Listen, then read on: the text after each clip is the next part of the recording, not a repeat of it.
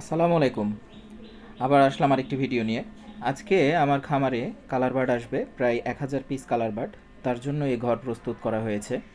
অনেক দিন মাঝখানে গ্যাপ ছিল আমার মুরগি তোলার জন্য।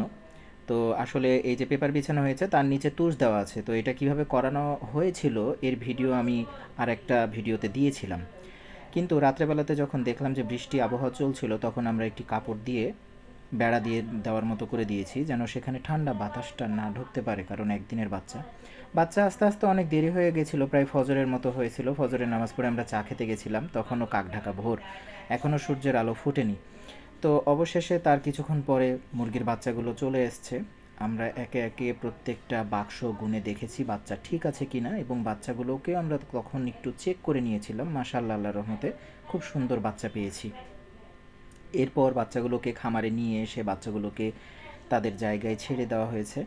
তো এইভাবে লাইটের হিট দেওয়া হয়েছে তিনটা, আসলে লাইট দেওয়া হয়েছে, সেট আপ বক্স তিনটা দেওয়া হয়েছে, এর ভিতরে লাইট দিয়ে বাচ্চাগুলোকে হিট দেওয়া হয়েছে। আমি এবং আমার ভাগিনা দুজন মিলে তাদের খাবার পানি সবগুলো দেওয়া হয়েছে।